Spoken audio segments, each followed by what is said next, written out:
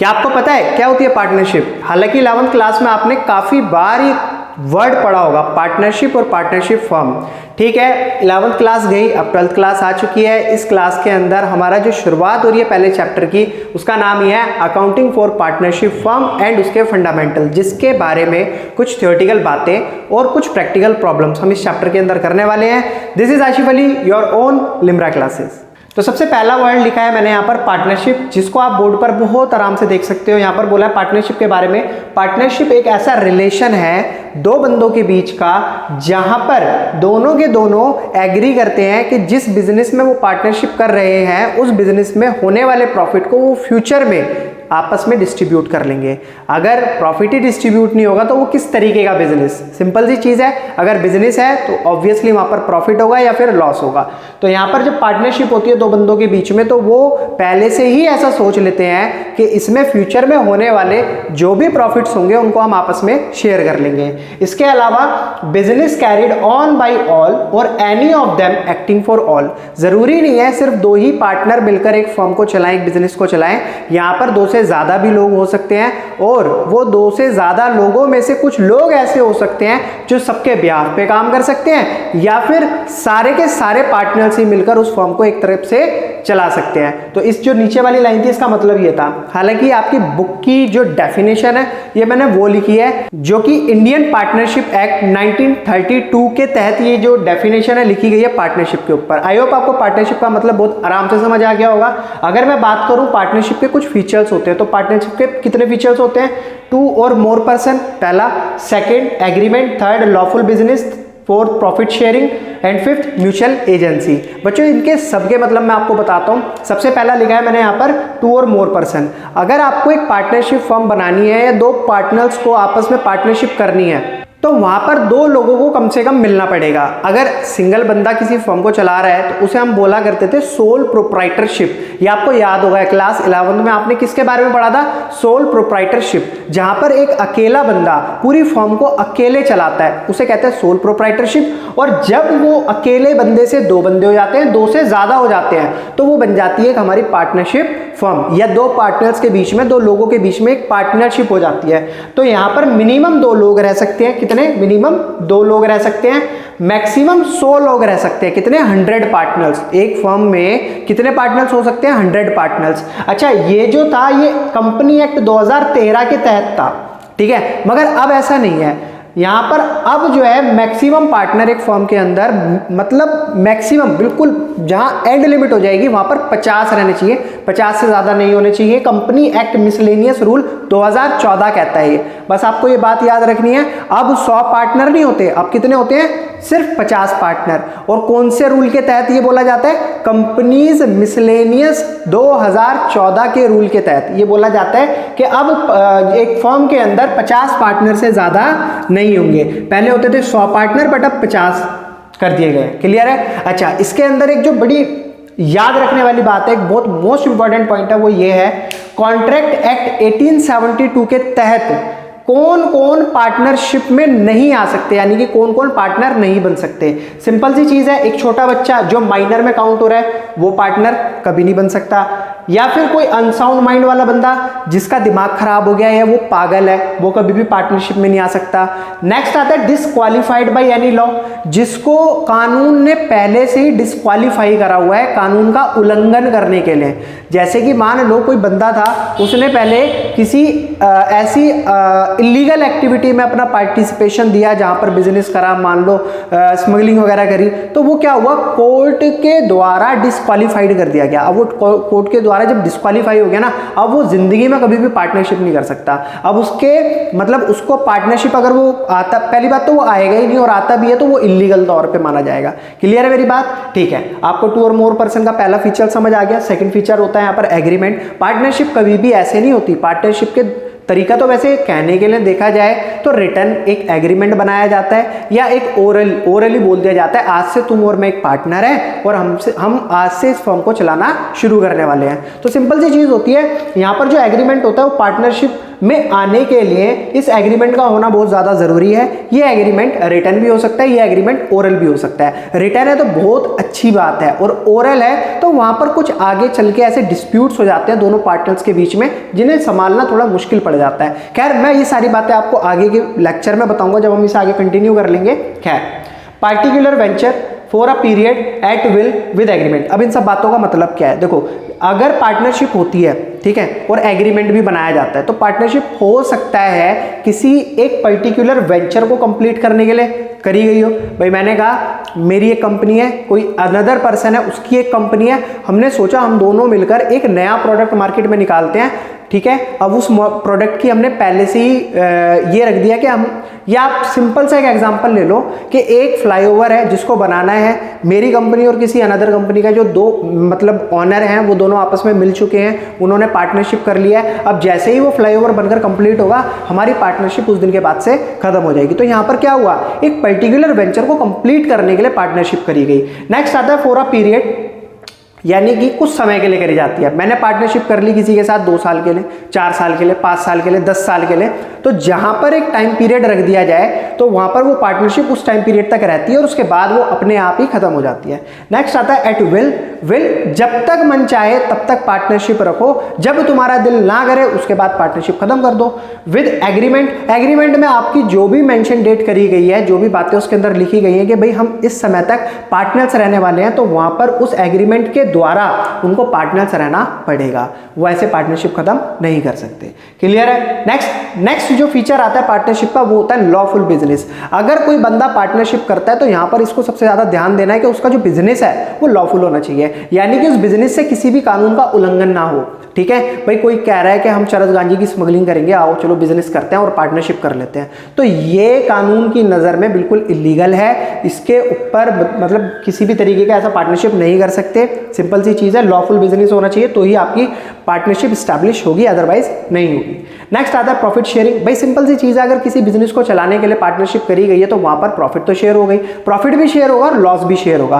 खैर, इन दोनों से रिलेटेड एक बहुत अच्छी बात है जो मैं अभी आपको यहाँ पर बताने वाला हूँ। Agreement between the partner must be to share profit and losses of the business. यहाँ पर दो पार्टनर्स के बीच में जब पार्टनरशिप होती है तो वहां पर सिंपली एक बात पे ये ध्यान दिया जाता है कि जब बिजनेस चलेगा, अच्छा चलेगा, तो यहाँ पर प्रॉफिट आएगा, प्रॉफिट आएगा, लॉस है वो हमारा आपस में डिस्ट्रीब्यूट हो जाएगा। प्रॉफिट हुआ तो भी हमने जो शेयर डिसाइड करा है उस शेयर में हम आपस में बांट लेंगे, और अगर लॉस होता है तो जो हमने शेयर प्रॉफिट के लिए डिसाइड करा है उसी शेयर के अकॉर्डिंग हम उस लॉस को भी बांट लेंगे आपस में। दोनों आपस में बराबर बराबर नुकसान झेलेंगे, अकेला कोई भी ऐसे नहीं झेलेगा। अच्छा, क्या ऐसा हो सकता है कि it is not essential that all partner must B share losses? क्या ऐसा हो सकता है कि एक फर्म के अंदर 4 पार्टनर है और चारों के चारों, अगर फर्म लॉस में जा रही है तो चारों के चारों वो क्या लॉस को बियर करें? तो बिल्कुल ऐसा नहीं हो सकता।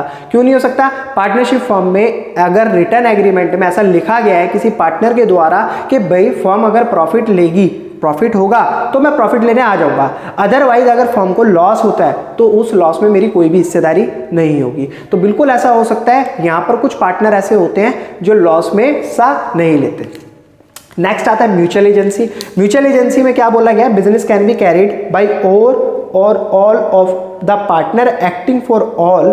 यहां पर देखो, इस बात को समझो, मैंने जब सबसे पहले आपको पार्टनरशिप की बात पढ़ाई थी तो यहां से जो शुरू हुई थी, business carried on by all or any of them acting for all. तो इसका मतलब ये होता है कि जब कोई दो बंदे एक बिजनेस के अंदर पार्टनरशिप कर लेते हैं तो वहां पर अगर एक पार्टनर छुट्टी पर है तो उसके बिहाफ पे जो दूसरा पार्टनर फर्म के अंदर आया है, बिजनेस के अंदर आया है, वो उसके बिहाफ पर उस दिन काम करता है।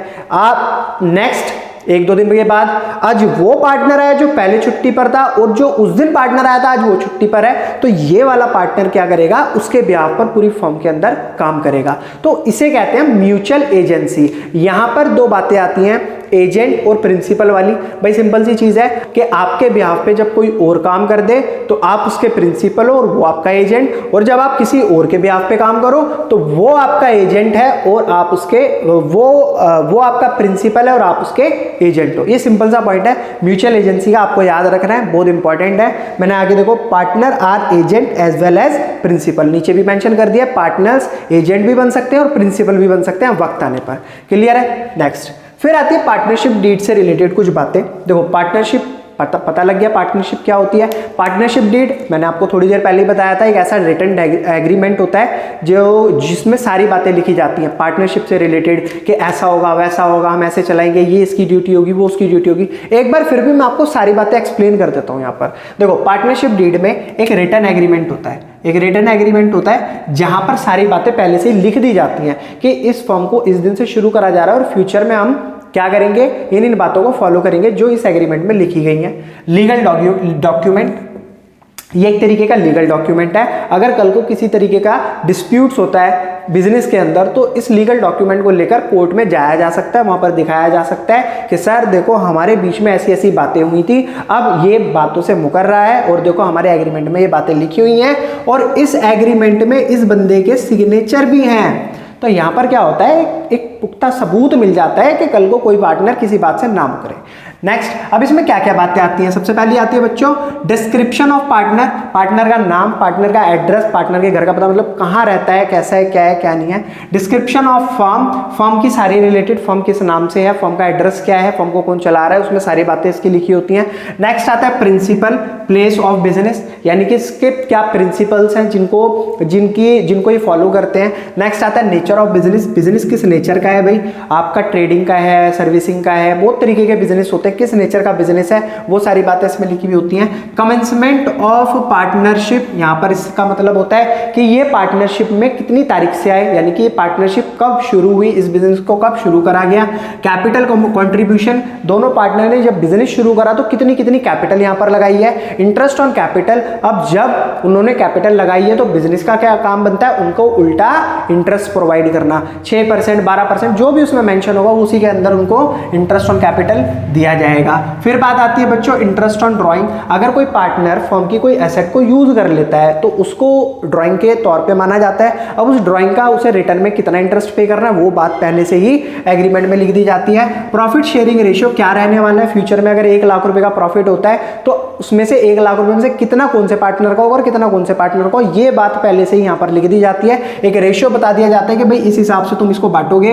इंटरेस्ट ऑन लोन, अगर कोई पार्टनर फर्म को लोन देता है या कोई पार्टनर फर्म से लोन ले लेता है तो वहां पर उसके बदले उसको कितना इंटरेस्ट पे करना है, ये बात भी यहां पर पहले से ही मेंशन कर दी जाती है। फिर आता है बच्चों रेम्यूनरेशन ऑफ पार्टनर, यहां पर रेम्यूनरेशन ऑफ पार्टनर का मतलब होता है कि पार्टनर को कितनी सैलरी दी जाएगी, ये पहले से ही बात सेट कर दी जाती है। कल को कोई पार्टनर कहने लगे लेकिन मेरे को 10 लाख रुपए मंथली सैलरी चाहिए, लेकिन ऐसा नहीं होगा, जो रिटर्न एग्रीमेंट में होगा उसी के अकॉर्डिंग पार्टनर को सैलरी दी जाएगी। वैल्यूएशन ऑफ गुडविल, फर्म की जो गुडविल है उसकी वैल्यूएशन किस तरीके से करनी है वो भी हमारी पार्टनरशिप डीड में पहले से ही मेंशन कर दिया जाता है। वैल्यूएशन ऑफ एसेट, हमारी फर्म की टोटल एसेट कितनी निकल कर आएंगी, उन बातों को भी पार्टनरशिप में पहले से ही पार्टनरशिप डीड में पहले से ही मेंशन कर दिया जाता है। सेटलमेंट ऑफ अकाउंट, अकाउंट को सेटल किस तरीके से करना है। अकाउंटिंग पीरियड हम कौन सा वाला इस्तेमाल करने वाले हैं, अकाउंटिंग पीरियड एक होता है हमारा कैलेंडर ईयर और एक होता है हमारा अकाउंटिंग ईयर, जो 31 मार्च पर खत्म होता है और 1 अप्रैल से शुरू होता है, और कैलेंडर ईयर 1 जनवरी से शुरू होता है और 31 दिसंबर को खत्म होता है। तो ये पार्टनरशिप डीड में पहले ही लिख दिया जाता है हमारी काउंटिंग पीरियड कौन सी चलने वाली है। नेक्स्ट आता है right and duties of partner, किस पार्टनर की कौन से राइट्स हैं और क्या ड्यूटीज उसकी रहने वाली है, उसको वो फॉलो करनी पड़ेगी, ये बात भी पहले से लिख दी जाती है। कल को कोई पार्टनर कहने लगे कि भाई ये काम मेरे को नहीं करना, तो ऐसा उसका नहीं चलेगा, उसको वो बात माननी पड़ेगी जो उस टाइम पर पार्टनरशिप डीड में उसने लिखवाई थी। क्लियर है। नेक्स्ट आता है ड्यूरेशन ऑफ पार्टनरशिप, अगर किसी बिजनेस के अंदर पार्टनरशिप हुई है तो उसकी ड्यूरेशन क्या रहने वाली है, कितने समय तक रहेगी, वो सारी बातें हमारी डीड में होती हैं। नेक्स्ट आता है bank account operation, bank account जो भी है बिजनेस का वो किस तरीके से ऑपरेट करा जाएगा, पार्टनर्स के बैंक अकाउंट ज्वाइंटली ऑपरेट करे जाएंगे या इंडिविजुअली ऑपरेट करे जाएंगे। होता है भाई फॉर्म चल रही है, पैसा भी आएगा, उसको रखने के लिए बैंक अकाउंट भी होना चाहिए, उस अकाउंट को ऑपरेट करने वाला भी होना चाहिए। अब अकाउंट ऑपरेट करने के लिए जॉइंट अकाउंट भी खुलवाए जाते हैं और वो इंडिविजुअली भी हम अपने तरीके से उसको चला सकते हैं। अगर किसी पार्टनर की डेथ हो जाती है तो क्या फॉर्म को बंद कर दिया जाएगा या फॉर्म हमारी ऐसी चलती रहेगी, ये बात भी पार्टनरशिप डीड में पहले से ही लिख दी जाती है। मान लो 3 पार्टनर है, अगर एक की डेथ होगी बाकी 2 बचे हुए हैं, अगर डीड नहीं है तो उस डीड के अकॉर्डिंग उन्हें उस फॉर्म को, मतलब डीड नहीं है ना होने की वजह से उसे फॉर्म को बंद करना पड़ेगा। और अगर डीड है उसके अंदर मेंशन है कि अगर डेथ होगी तो बंद करेंगे, और नहीं अगर हो गई और उसमें लिखा हुआ है नहीं करेंगे तो भी वो फॉर्म को चला सकते हैं। तो क्लियर है मेरी बातें सारी। यहाँ पर जो पार्टनरशिप डीड के अंदर जितनी भी बातें आती हैं सारी मोस्ट इंपॉर्टेंट बातें हैं, हालांकि आपको ही पता होनी बहुत ज़्यादा ज़रूरी है क्योंकि यही वो थ्योरी वाला पार्ट है जो आपके प्रैक्टिकल प्रॉब्लम्स में काम आने वाला है। नेक्स्ट बच्चों मेरी बात आती है प्रोविजन कुछ ऐसे बनाए गए इंडियन पार्टनरशिप एक्ट के द्वारा, जो कि 1932 इंडियन पार्टनरशिप एक्ट के द्वारा बनाए गए हैं, जिन्हें हमको ध्यान में रखना बहुत ज़्यादा ज़रूरी है। जो डीड से रिलेटेड कुछ बातें ऐसी होती हैं जो बताते हैं। अब देखो, अगर इन्होंने डीड में कुछ बातें छोड़ दी या डीड नहीं हुई, ठीक है भाई, ऐसा है ना, सारी बातें हो सकता है डीड में ना इंक्लूड हुई हो, और अगर हुई भी हैं तो कुछ बातें छूट गई हो, ठीक है, छूट गई हो, और उसके अलावा अगर डीड ही ना हुई हो तो वहाँ पर क्या कंडीशन हमें फॉलो करनी पड़ती है। तो हमारे कानून ने वो सारी बातें हमें पहले से ही बता रखी हैं कि अगर डीड नहीं करी या डीड में कोई बात छोड़ दी तो तुम्हें इस हिसाब से चलना पड़ेगा। तो वहाँ पर क्या बात आती है, इंटरेस्ट ऑन कैपिटल। सर हमने तो इंटरेस्ट लगाई थी फर्म के अंदर, हमें जो भी कैपिटल हमने लगाई है फर्म के अंदर उसका इंटरेस्ट हमें कितना मिलना चाहिए। तो फर्म तुम्हें कोई भी इंटरेस्ट नहीं देगी क्योंकि ये प्रोविजन कहता है, इंडियन पार्टनरशिप एक्ट 32 ये कहता है कि अगर तुमने कैपिटल लगाई, तुमने 10 लाख लगाई या 15 लाख लगाई या 1 करोड़ लगाई, और अगर तुम्हारी डीड नहीं है तो तुम्हें कोई भी इंटरेस्ट नहीं दिया जाएगा कैपिटल का। क्लियर है। इंटरेस्ट ऑन ड्राइंग, अगर तुम पार्टनर फर्म की कोई भी एसेट का इस्तेमाल करते हो तो तुम्हें कोई इंटरेस्ट चार्ज नहीं करा जाएगा, तुमसे इंटरेस्ट चार्ज फर्म नहीं करेगी। क्लियर है भाई, कैपिटल नहीं मिल रही तो हम इंटरेस्ट भी नहीं दे रहे। नेक्स्ट फिर आता है सैलरी। पार्टनर को कोई भी सैलरी नहीं मिलेगी या किसी भी तरीके का कोई भी कमीशन नहीं मिलेगा अगर डीड नहीं है तो। क्लियर है, ठीक है। इंटरेस्ट ऑन लोन, अगर फर्म लोन देती है या लोन ले लेती है पार्टनर से तो वहां पर उस कंडीशन में फर्म को 6% के हिसाब से, या तो अगर लोन दिया है तो उसे इंटरेस्ट लेगी, और अगर लोन ले रखा है तो इंटरेस्ट देगी 6%। प्रॉफिट शेयरिंग रेशियो यहाँ पर क्या चलता है, इक्वली चलता है, यानी कि अगर 1 लाख रुपए का प्रॉफिट है तो बराबर बराबर प्रॉफिट शेयर रहने वाला है। 50,000 एक पार्टनर के और 50,000 ही दूसरे पार्टनर के।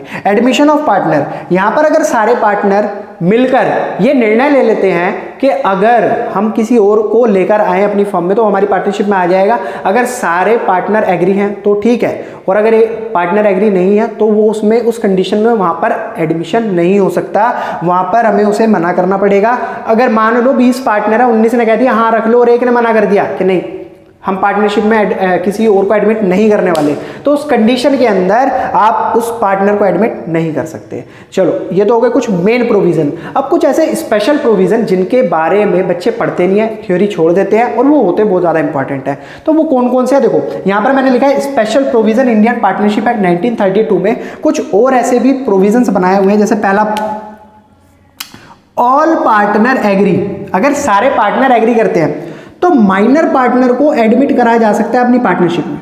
ठीक है, अगर वहां पर उस पार्टनरशिप से, उस माइनर के आने से हमारी पार्टनरशिप को फायदा पहुंच रहा है तो। हालांकि हमने पढ़ा क्या है यहाँ पर, जो माइनर होता है, माइनर कहाँ गया, माइनर हमारी पार्टनरशिप में नहीं आ सकता, ऐसा हमने पढ़ा है। बट अगर सारे पार्टनर एग्री कर रहे हैं और उस पार्टनरशिप से हमें फायदा हो रहा है तो हम वहां पर माइनर को उस पार्टनरशिप में अपने साथ एडमिट कर सकते हैं। पहला प्रोविजन था। दूसरा provision, admission of partner, consent of all partner accordance agreement. अगर किसी अनदर मतलब मेजर पार्टनर को हम एडमिट करना चाहते हैं अपनी फर्म के अंदर, एडमिशन देना चाहते हैं, तो यहां पर सभी पार्टनर की मंजूरी होना बहुत ज्यादा जरूरी है। और ये जो होता है, अगर सारे पार्टनर की मंजूरी होगी बहुत अच्छी बात है, अदरवाइज अगर नहीं है तो हमें एग्रीमेंट के अकॉर्डिंग चलना पड़ता है। नेक्स्ट पॉइंट आता है हमारा, पार्टनर में retire, consent of all partner accordance with an agreement. अगर कोई पार्टनर रिटायर हो जाता है तो वहां पर हमें उस पार्टनर को रिटायर करने के लिए या उसके रिटायर की मंजूरी लेने के लिए सभी पार्टनर से क्या करना पड़ेगा, पूछना पड़ेगा, कंसेंट करना पड़ेगा, अदरवाइज हम एग्रीमेंट के अकॉर्डिंग चल देंगे, accordance with an agreement. Clear है। नेक्स्ट पॉइंट आता है, registration of firm is optional and not compulsory.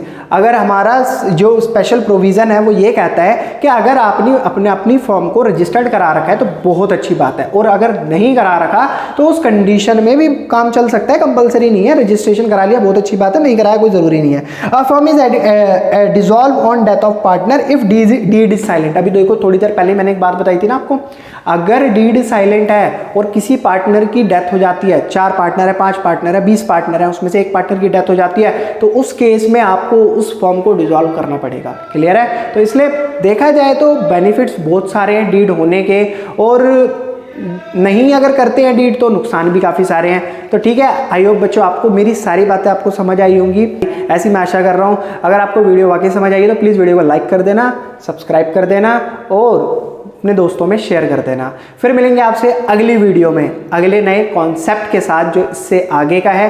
तब तक के लिए धन्यवाद।